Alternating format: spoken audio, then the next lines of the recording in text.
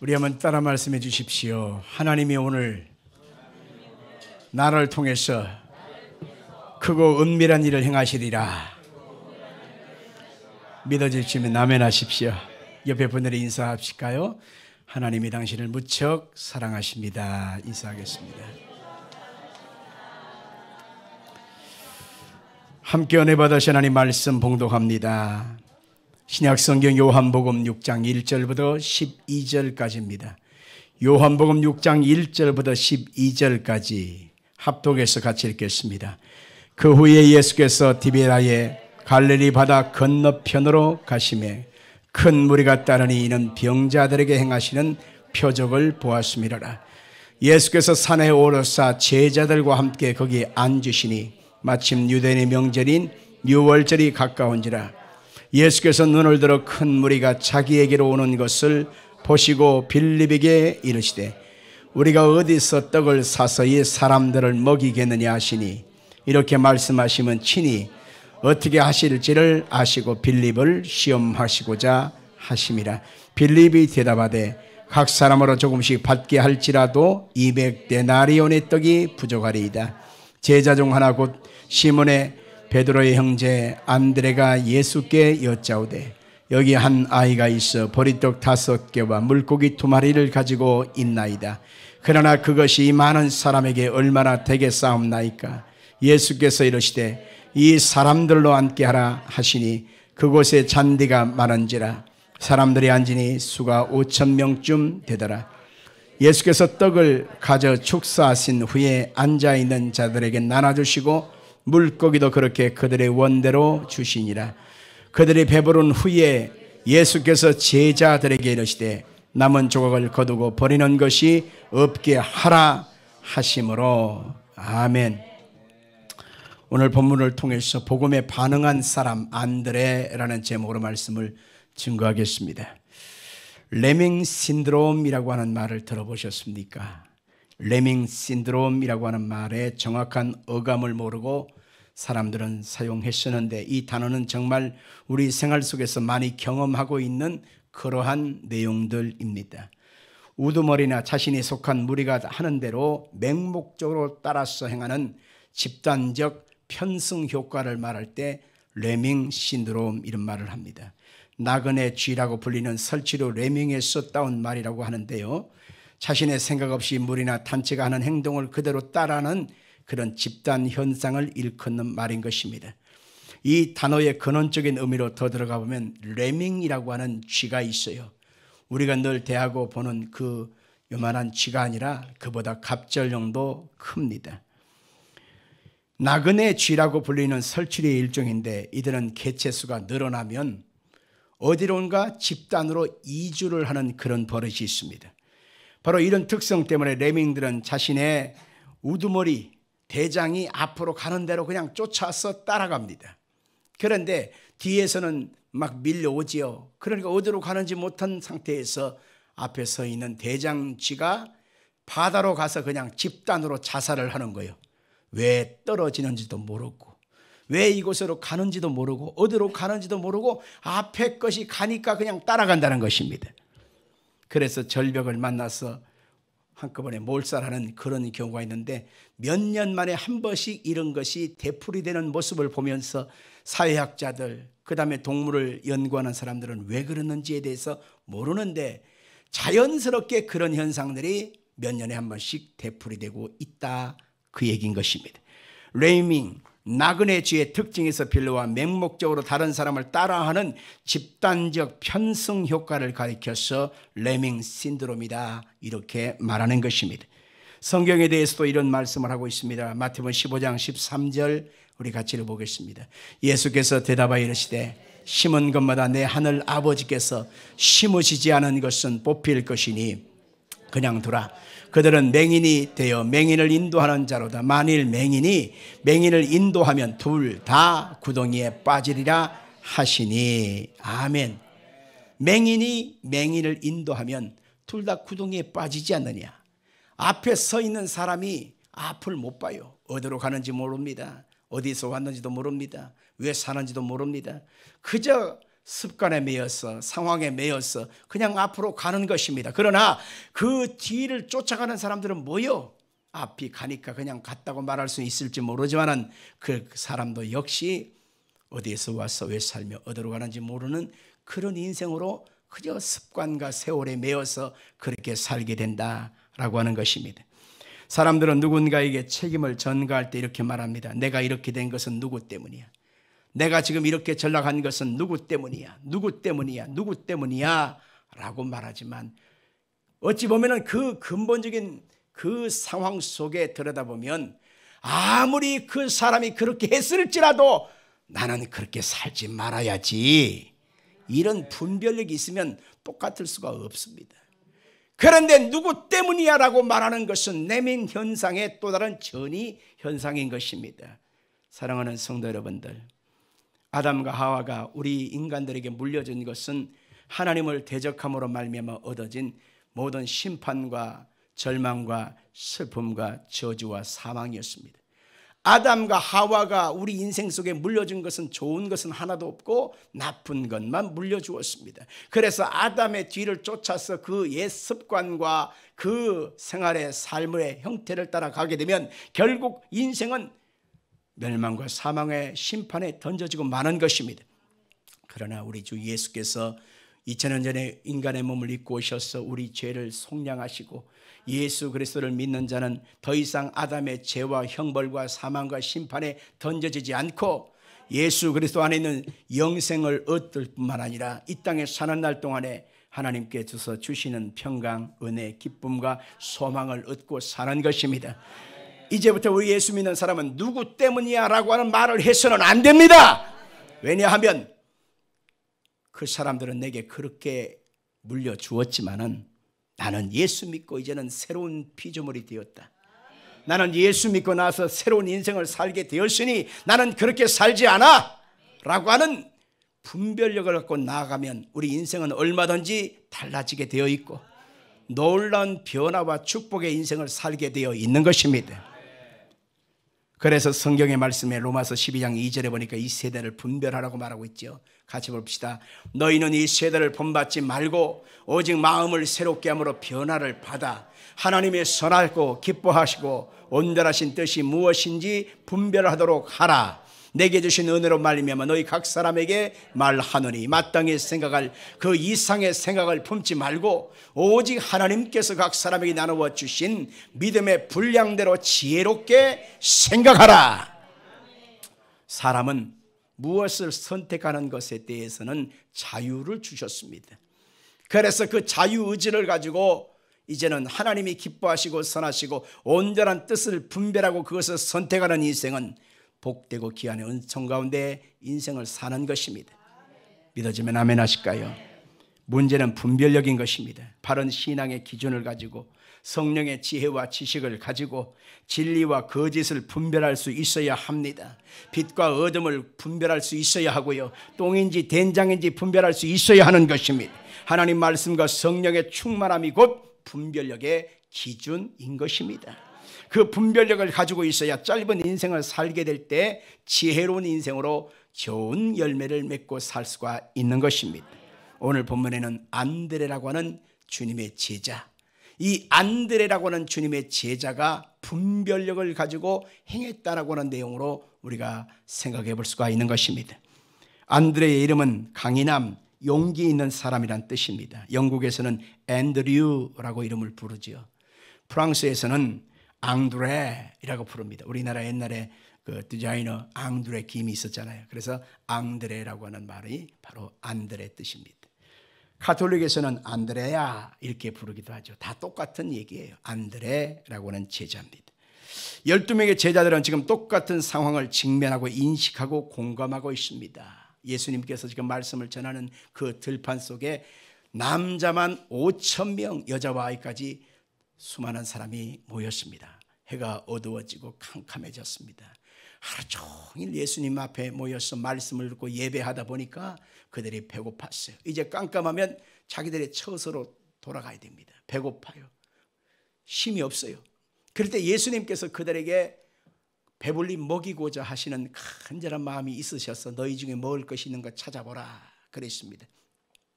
눈만 멀뚱멀뚱 뜨고 있는 것이죠. 그래서 예수님께서 제자들에게 물었을 때 그들이 하는 말이 뭐냐면 각자 알아서 먹게 하소서, 이렇게 말을 합니다. 왜냐하면 지금 상황은 캄캄해졌어요. 사람은 많습니다. 돈이 없어요. 그리고 그것을 가지고 갑자기 어디서 떡을 미리 맞춰서 주문해 놓은 것도 아니고 갑자기 어떻게 해결해요? 없어요. 도와줄 사람도 없습니다. 그러니 똑같은 상황에서 똑같은 현실을 직면하고 있을 때 방법이 없으니까 하는 말이 알아서 먹게 하소서, 각자 도생이라는 말이 거기서 나온 것이죠. 알아서 먹게 하소서.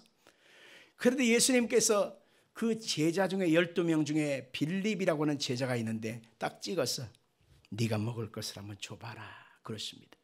그러자 빌립이 12명의 제자 중에 해필이면 왜 나한테 찍어서 지명하여 네가 먹을 것을 주라. 부담스럽겠어요? 기뻤겠어요? 재미있었겠어요? 심란했겠어요? 여러분 마음일 겁니다. 왜 갑자기 나냐 이거지. 부담스러웠을 거예요. 그래서 빌립도 똑같은 상황에서 돈도 없고 사람 많고 캄캄하고 방법도 없고 안 되겠다. 주님 200대는 안 돼 없고요. 사람은 많고요. 캄캄하고요. 방법이 없어요. 이렇게 말을 했습니다. 당연하죠. 현실적인 말을 했죠. 그럴 때에 그 상황에서 돌출 행동을 하는 사람이 누구냐? 바로 안드레였습니다. 지한테 말한 것도 아니고 자기한테 지명한 것도 아닌데 안드레가 딱 일어서더니만 사람들 틈에 다니면서 먹을 것 좀 없나요? 없나요? 그러면서 빌려온 것이 어린아이가 마침 못 먹었던 보리떡 5개, 물고기 2마리. 그것은 어른용 식사가 아니라 애들용 간식입니다. 마치 어린이집 다니는 유치원 가는 아이들한테 조그만 도시락한테 뭐 좀 싸주잖아요. 똑같이 생각하면 됩니다. 그걸 가지고 예수님 손에 얹어놓으면서 이거 별거 아닙니다. 그러나 예수님 역사하소서 하고서 올려놓은 것입니다. 그리고 예수님께서 그것을 가지고 축복하시고 떼어주니까 성경에 보니까 다 배불리 먹고도 12바구니에 가득하게 남겼다. 너무나 다 알고 있는 내용 아니겠습니까? 그런데 오늘 여기서 우리는 이 엄청난 결과와 변화의 열매를 보면서 안드레의 분별력을 한번 생각해 봐야만 하는 것입니다. 요한복음 6장 8절 한번 읽어볼까요? 요한복음 6장 8절 시작. 제자 중 하나 시몬 베드로 형제 안드레가 예수께 여짜오되 여기 한 아이가 있어 보리떡 5개와 물고기 2마리를 가지고 있나이다. 아멘. 안드레의 지금 분별력은 무엇일까요? 똑같은 상황을 인식하고 똑같은 상황을 겪고 있고 똑같이 지금 현실을 살아가고 있음에도 안드레의 분별력은 조금 달랐다라고 하는 사실을 알 수 있는 것입니다. 다 없어도 이것도 없고 저것도 없고 저것도 없고 이것도 없고 힘들고 어렵고 상황은 똑같아도 안드레가 지금 갖고 있는 분별력은 바로 뭐냐면 그래도 예수님은 여기 계시지 않느냐. 그래도 예수님은 여기 계시지 않느냐. 이 한마디, 이 한 고백이 안드레의 분별력의 원천이었던 것입니다. 우리 같이 해볼까요? 그래도 예수님은 여기 계시지 않느냐. 아멘이십니까? 예수님은 계시지 않느냐라고 하는 이 분별력이 현실을 바꾸고 환경을 바꾸고 상황을 변화시키고 다른 사람을 배불리 먹이고 행복한 기쁨이 충만하게 반전시키는 역사가 있게 되었다라고 하는 것입니다. 우리가 살아가는 현실이 마찬가지입니다. 여기서 저기서 들려져 오는 이 기업들의 도산 이야기, 부동산 가격의 하락으로 온 경제가 어렵다는 이야기, 여기서 저기서 돈줄이 바닥바닥 말라간다고 하는 위기의 소식 앞에 사람들이 긴장하고 두려워하고 무서워합니다. 가뭄의 바람이 들어오고 취업 자리가 없고 먹고 살기가 점점 힘들다라고 하는 그런 얘기를 들을 때마다 우리네 마음은 똑같은 마음일 것입니다. 그러나 안드레의 분별력, 바로 예수님이 여기 계시지 않느냐, 이 한마디가 여러분 속에 있다면 여러분의 인생은 달라질 것입니다. 여러분의 심령은 변화받을 것입니다. 여러분의 환경은 달라질 것입니다. 다 없어도 예수님은 이 자리에 계시지 않느냐, 이 한마디가 결국 여러분의 인생은 반전의 인생을 살게 될 것입니다. 예수님은 누구신가? 예수님은 과연 어떤 일을 행하실까? 예수님이 지금 무엇을 계획하고 준비하고 계셨는가? 안드레는 그것에 대한 집중력을 가지고서 예수님을 바라보니 분명히 예수님이 대안을 갖고 계실 것이다. 그래, 먹을 걸 한번 찾아보자. 그래서 어렵지 않지만은 그 보리떡 5개, 물고기 2마리를 가지고 예수님 손에 얹어 놓았던 것을 볼 수 있는 것입니다. 이렇게 분별력 있는 가정이 여러분의 가정에 있다면 여러분의 가정은 평안할 것입니다. 이렇게 분별력 있는 국가 지도자가 우리나라에 있다면 우리나라는 걱정 없이 일어서게 될 것입니다. 오늘 여러분들이 바로 분별력 있는 자가 되기를 주 이름으로 축원합니다.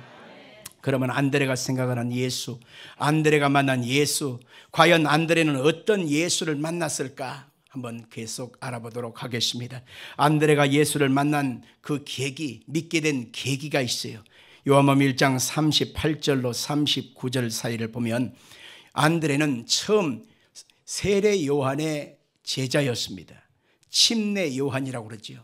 그 요한을 쫓아다니면서 하나님 말씀을 받고 은혜를 입고 있었는데 어느 날 요단강에 어떤 분이 와서 세례를 받는 것입니다. 그때 세례를 줄 때에 그 예수님이라고 하는 그분을 보면서 세례 요한 자기의 스승이 이렇게 말합니다. 보라, 저분이 곧 세상 죄를 지고 가는 하나님의 어린 양이로다.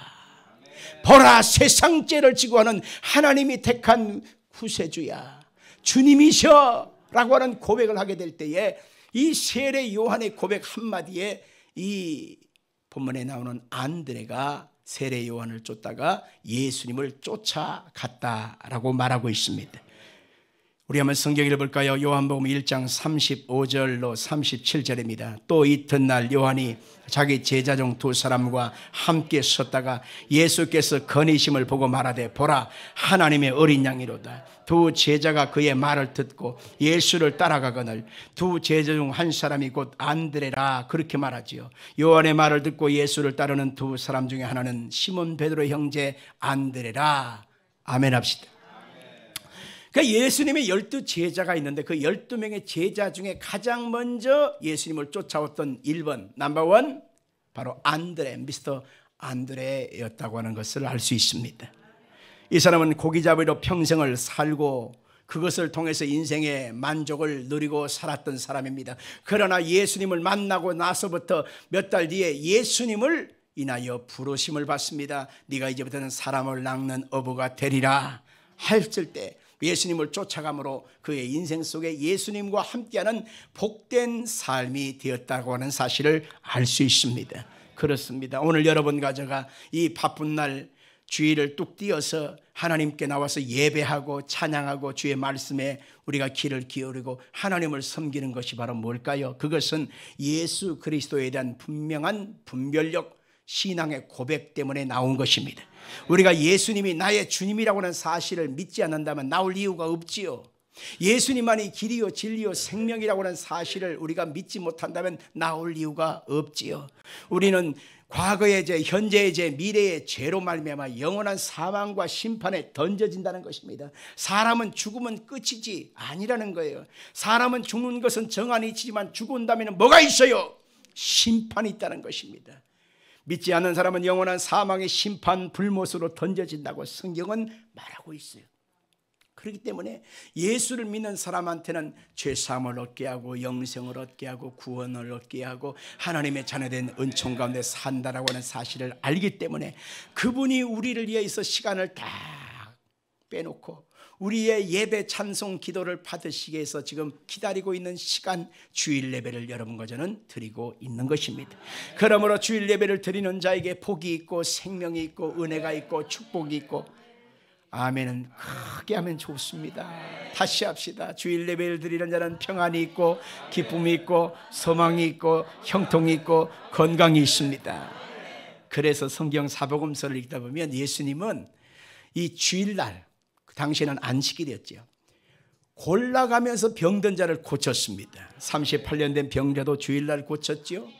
그리고 이 허리 고부라진 여자, 이 여인도 18배 동안 고생하던 여인도 딱 허리를 펴버리잖아요. 손 마른 사람을 주일날 고쳐버리잖아요. 그리고 소경 두 사람도 주님이 주일날 고쳐버리잖아요. 그런 것처럼 주일날은 마음의 병이나 육신의 병이 고침받는 시간이기 때문에 주일 예배는 우리에게 생명 같은 날이라고 하는 사실을 믿길 바랍니다. 이것이 바로 안드레의 분별력이었던 것이죠. 그 다음에 그는 복음 전달자의 삶을 살아갑니다. 그래가지고 그의 형부터 시작해서 전도하기를 시작해요. 요한복음 1장 40절로 42절에 보니까 그의 형 베드로와는 비교도 할 수 없을 만큼 그는 달란트를 그렇게 많지 않았던 것을 보게 됩니다. 우리가 알다시피 베드로는 복음을 외침에 하루에 3,000명, 5,000명 허다한 사람이 회개하고 죽게 돌아왔잖아요. 그런데 안드레는 그만큼 엄청나게 쓰임받은 기록은 없어요. 다만 중요한 사실은 그의 형 베드로를 전도한 사람이 누구냐? 바로 안드레 동생이었다는 것입니다. 요한복음 1장 41절로 42절 읽어볼까요? 그가 먼저 자기 형제 시몬을 찾아 말하되 우리가 메시아를 만났다 하고, 메시아는 번역하면 그리스도라, 데리고 예수께로 오니 예수께서 보시고 이르시되 네가 요한의 아들 시몬이니 장차 게바라 하리라 하시니라. 게바는 번역하면 베드로라. 아멘. 그의 마음속에 예수에 대한 영안이 열리고 분별력이 생기고 나니까 아이고야, 예수 믿는 것이 생명이구나, 구원이구나, 예수 믿는 것이 가장 복된 것이구나 알게 되니까 가장 귀한 이 복된 복음을 전할 사람을 찾는데 눈에 갑자기 생각나는 사람이 누구요? 바로 그의 형 베드로, 시몬이었던 것입니다.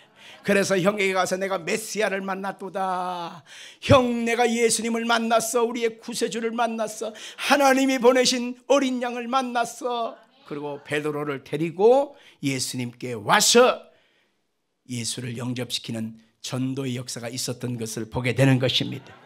나중에 우리는 베드로가 어떻게 된 사람이요, 하나님이 어떻게 귀하게 쓰임받은 사람인 것을 알면, 이야, 그 베드로를 전도한 사람이 안드레였다고 하는 사실을 알면 우리가 깜짝 놀랍니다. 얼마나 기쁠까요? 얼마나 보람될까요? 바로 이것입니다. 우리의 전도하는 것은 바로 뭐냐면 가장 사랑하는 증표를 보이는 것이 전도인 것입니다. 가장 소중한 것을 나누는 것이 사랑이듯이, 사랑은 거는 뭐냐면 바로 예수 그리스도를 선물하는 것입니다. 가장 큰 효도는 뭘까요? 밥 한 끼 따뜻하게 해주는 것, 그것도 효도지요. 용돈 많이 드리는 것도 효도지요. 마음 평안하게 해드리는 것도 물론 효도지요. 그러나 가장 큰 효도라고 하는 것은 뭐냐면 나의 부모님이 지옥 가지 않게 하는 것, 이게 바로 가장 큰 효도인 것입니다. 아멘. 한 자에게 그 소망이 이루어질지어다.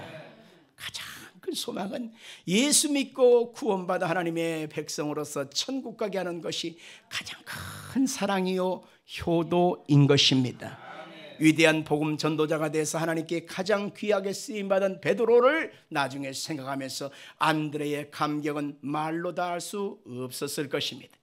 여러분 혹시 양봉룡 씨라고 아세요? 알아요? 양봉룡 씨를 모르시군요. 양봉룡이가 누구냐면 내 친구입니다. 내가 고등학교 2학년 때 같은 반에 딱 배정받았는데 우리는 그때 끼리끼리 놀았어요. 많이 부자된 애들끼리는 부자된 애들, 도시락 반찬 좋은 거 싸우는 애들은 도시락 반찬 좋은 애들끼리, 유치원 같이 나온 애들은 유치원 같은 나온 애들끼리 끼리끼리 놀았어. 근데 나는 양봉룡이와 같이 놀았어요. 왜냐, 60명 정도, 58명, 9명 정도 한 클래스인데 이 클래스메이트 중에 53등부터 58등까지는 같이 놀았어요. 그 중에 내가 있었다는 사실, 양봉룡이도 거기 있었어요. 조금만 노력하면 내가 걔보다 한 단계 올라가고 조금만 덜 하면 내가 더 내려오고, 이것만 달랐을 뿐이지 같이 놀고 같이 밥 먹고 같이 어울리고 짝꿍을 하는 거야. 나는 걔가 싫어. 근데 걔는 나를 좋아해. 2시간만 지나면 배고프니까 도시락을 다 까먹어요. 그러면 점심시간 되면 배고프잖아요. 그럼 매점에 막 달려가고 줄 서서 빵하고 우유하고를 먹는데 이 녀석이 꼭 사가지고 나를 먹이는 거예요. 한 번, 두 번 먹을 때는 그래도 그런가 보다 했는데 3번, 4번 계속 사주면 얘가 뭐 때문에 사주지 이런 생각하잖아요. 부담스러운 거예요, 은근히. 그래가지고는 받아먹긴 먹는데 얘가 뭐라고 할 것 같아 꼭. 그런데 어느 날 딱 때가 됐는데 저한테 걔도야 그러면서 살살살 거리면서 어디 가자. 어딘데? 좋은 데야. 어딘데? 우리 교회야. 왜 내가 교회 가냐? 나는 안 가. 그런데 꼭 가자는 거예요. 왜? 빵 먹어뒀으니까, 우유 먹었으니까, 공짜로 얻어먹은 죄가 있으니까 어떻게 해야 돼? 그러니까 우리 이번 주에 우리 교회에서 부흥회가 있는데 꼭 너를 데리고 가고 싶다는 거지요.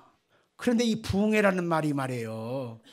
내가 머리털 나고 처음 듣는 소리잖아. 부흥회가 뭔지 내가 어떻게 알아? 예수를 안 믿는 상태에서. 그래서 어떻게 하면 되냐? 몇 시까지 어디로 오라는 거예요. 그래서 거기를 갔잖아요. 찬양하고 기도하고 예배하는데 나는 생판 처음 가니까 얼마나 서먹거리고 안 어울리고 정말 이상해 분위기가.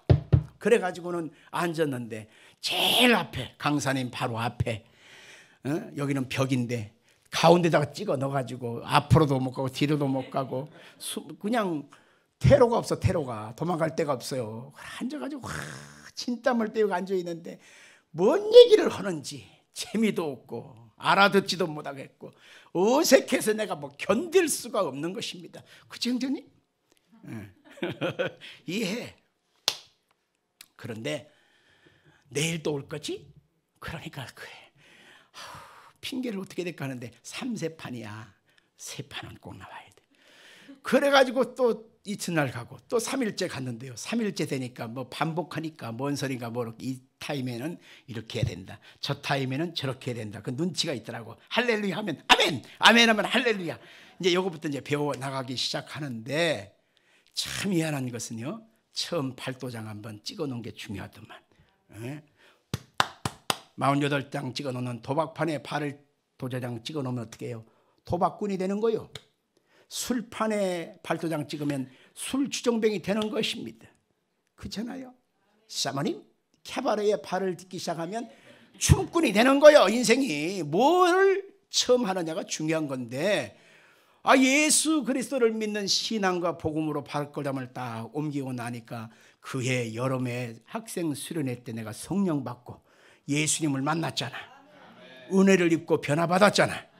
그리고 내가 가장 귀한 삶, 가장 복된 인생이 뭐냐 생각할 때에 복음을 전하는 삶이 가장 복된 것이구나. 그럼 복음을 전하는 게 뭐냐 보니까 목사야.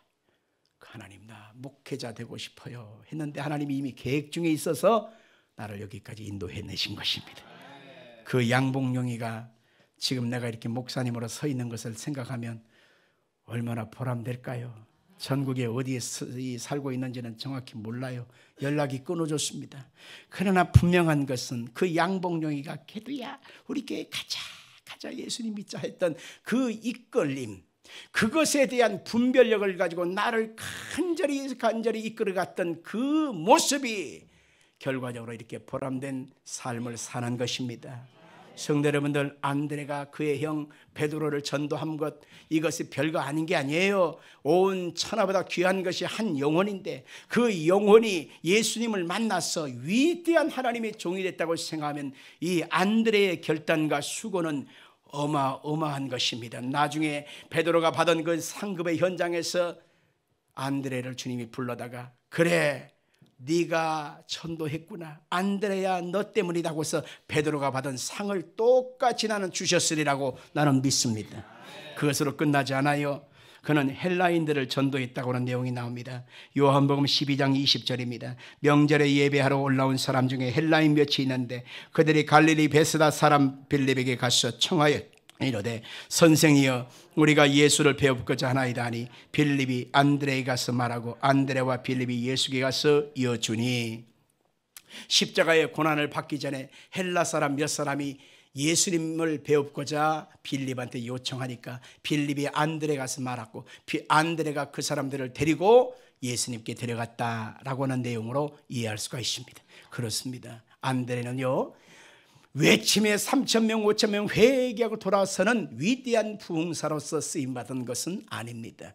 그러나 안드레는 한 사람 한 사람 다가가서 주님의 사랑을 보여주고 그들의 눈높이에 가서 복음을 전하고 그들의 손을 잡고 예수님께 데려왔던 그러한 개인 전도의 근원이었던 것을 알 수가 있는 것입니다.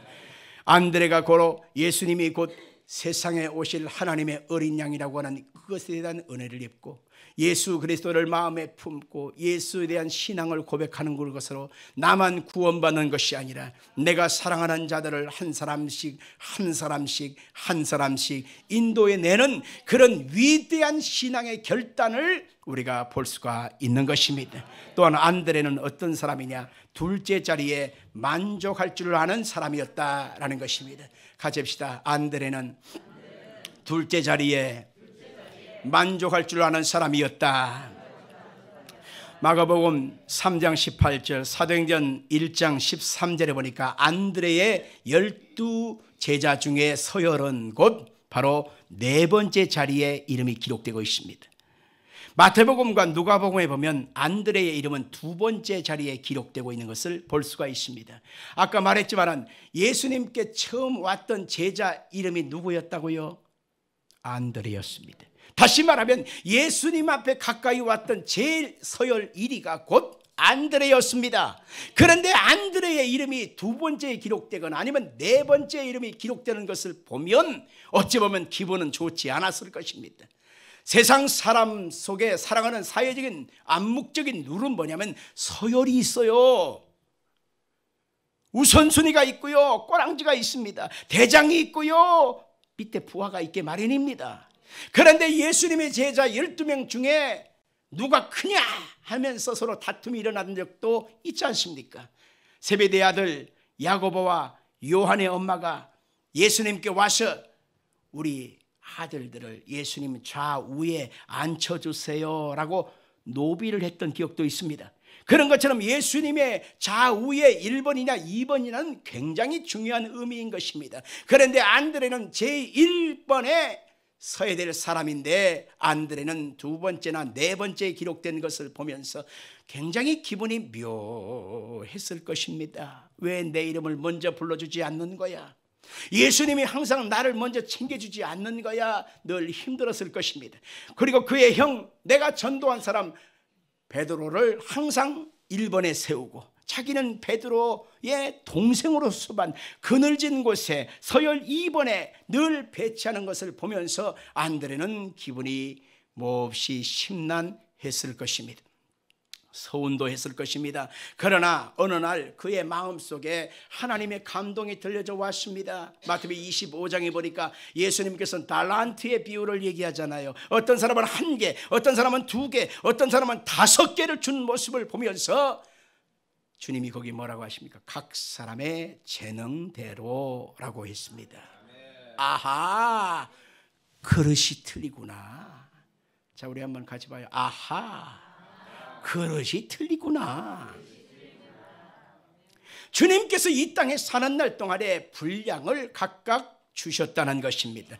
5개를 받아야 될 분량이 있는가 하면 2개, 어떤 사람은 1개. 그러면 차별하나요? 아니에요. 거꾸로 생각해 보면 5개를 줘도 능히 감당할 사람이 있는가 하면 1개를 줘도 감당 못할 사람이 있는 것입니다. 그 사람의 원초적인 모든 그릇을 주님이 알고 계시기 때문에 그 그릇대로 주님이 주신 것이 맞는 거예요. 아하, 형 베드로를 통해서 저 많은 3,000명 5,000명 허다한 사람이 복음을 전달받고 예루살렘 교회를 세워나가게 하기 위한 하나님의 뜻이 있구나 라고 하는 사실을 깨달을 때 자기 자신에게 2번째 내지 4번째에 속하게 하신 것이 이게 은혜로구나 하면서 그런 거기에서 오히려 감사하고 만족하고 거기에서 자기 자신의 위치에서 그래 내게 주신 은혜가 내게 넘칩니다 하면서 잘 감당했던 것을 볼 수가 있는 것입니다. 우리는 성경에서 보면 늘 안드레의 자리는 그 형 베드로나 야고보와 요한보다 항상 뒤쳐져 있는 것을 보게 됩니다.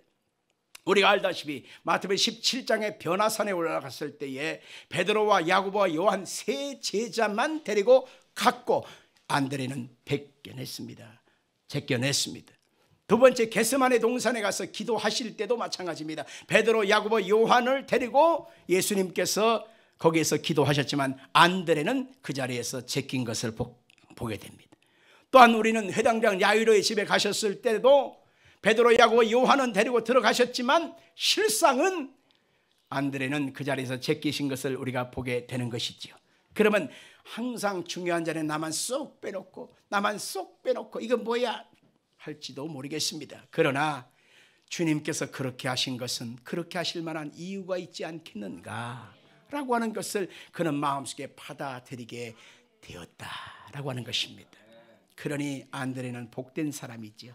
세 번째, 안드레라고 하는 사람의 그 뒤 이후에 사후의 세계는 어떻게 됐는가 우리 한번 생각해 볼 필요가 있습니다. 유대 역사학가인 유세비우스의 책 히스토리 3라고 하는 책이 있는데 거기에 보면 안드레는 에베소라고 하는 지방에 가서 복음을 전했다라고 하는 기록을 알 수 있습니다. 그런데 가룟 유다 대신 제자로 뽑힌 마띠아가 식인종한테 잡혔다는 것입니다. 그 소리를 들을 때에 하나님께서 나에게 이 마띠아를 구해내라고 하는 뜻이 있구나라는 사실을 알게 됐습니다. 그를 구하려고 기적적인 항해를 했습니다. 흑해 연안 코카스 산맥이 있는 그곳으로 그는 달려갔습니다. 그리고 스구디아, 지금은 러시아 땅이죠. 그 땅으로 가서 그곳에 가서 다 물리치고 마띠아를 구출해내고 식인종을 오히려 복음화시킨 기록이 거기에 있다, 그 얘기인 것입니다. 그래서 스구디아, 비잔티움, 터키, 지금 지진난 투르키의 지방에까지 가서 거기서 복음을 전하고 거기에서 이스탄불 교회까지 세웠다라고는 기록을 찾을 수가 있습니다. 그 후에 그가 전도한 공헌은 위경인 암들의 행전에 잘 나타나는데 드레스야, 마케도니아, 그리고 고린도, 파트라스라고 하는 동네에 가서 전도를 하게 됩니다. 그리고 그곳에서 총독의 부인인 에기아테스의 부인까지 다 전도해서 예수를 믿게 했다는 것입니다. 그러자 자기 마누라가 예수쟁이가 되니까 그 총독이 쉽게 말하면 뿔이 난 거예요. 그래서 안드레를 잡아왔습니다. 모진 고문을 하고 심지어는 이제는 못 박아서 죽이는데 어떻게 죽이는가? X자로. 예수님은 십자가에 못 박혔잖아요. 그런데 X자는 좀 세워서, 화면 보십시오. X자로 세워서 저렇게 못 박아서 죽여버리고 말았습니다. 그때에 AD 69년 11월 말에 그는 순교하면서 이렇게 기도했습니다. 그리스도이신 예수님, 내가 배웠고 내가 사랑합니다.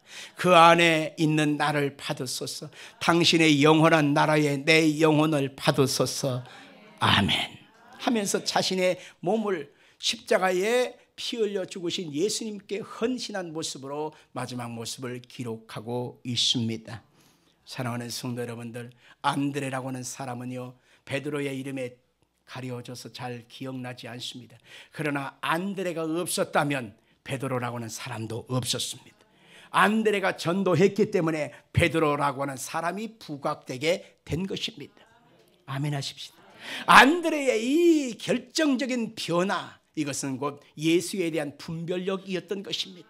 예수님만이 나의 사랑이고 예수님만이 나의 구원이고 예수님만이 나의 생명이며 예수님만이 나의 영생이라. 나는 예수님 안에 충만하도다. 그래서 입만 열으면 복음을 전하고 전도하고 가까이 가서 예수님만 전했던 그 양봉령이처럼 예수님 앞에 끊임없이 그렇게 삶을 살았던 것을 보게 되는 것입니다.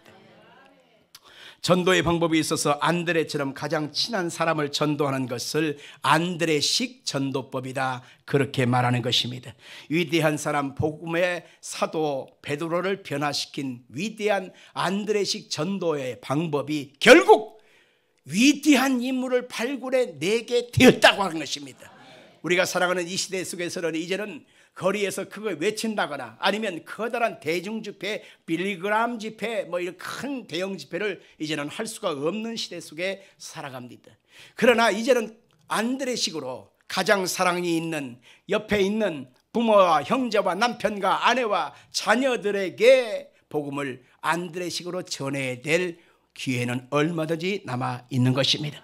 사랑하는 그 사람에게 복음을 전하는 것, 이것이 바로 안드레식 전도법입니다. 그 사람이 예수님을 만난다면, 그 사람이 예수님을 통해서 변화받는다면 어떻게, 어떤 모습으로, 어떤 대단한 인생이 될지 우리는 아무도 알 수 없습니다. 우리는 그것을 믿음으로 바라보면서 하나님, 이 사람 속에 예수 그리스도가 증거되게 하옵소서라고 전해야 하는 것이죠. 여러분의 분별력은 어디에 있나요? 아직도 눈을 뻘겋게 보라리면서 휘둥그레 가면서 어디에 가야 재밌는 것이 있을까? 어디에 가서 신나게 놀까? 어디에 가야 돈을 벌까? 어디에 가야 쾌락을 누릴까? 여기에만 눈이 열려 있나요? 여러분, 이제는 그런 세상의 눈을 좀 닫으십시오. 그리고 여러분의 믿음의 눈을 열어서 예수 그리스도를 생각하십시오. 예수 그리스도의 십자가의 은혜를 바라보십시오. 그 속에 생명이 있고 구원이 있고 영생이 있고 살 길이 있는 것입니다. 예수 그리스도를 굳게 붙잡으십시오. 예수님만이 소망인 것입니다. 예수님만 자랑하십시오. 예수님만이 영생인 것입니다. 이제는 복음에 좀 반응 좀 했으면 좋겠습니다. 아멘이십니까? 복음에 좀 반응하시기를 주 이름으로 축원합니다. 기도하겠습니다.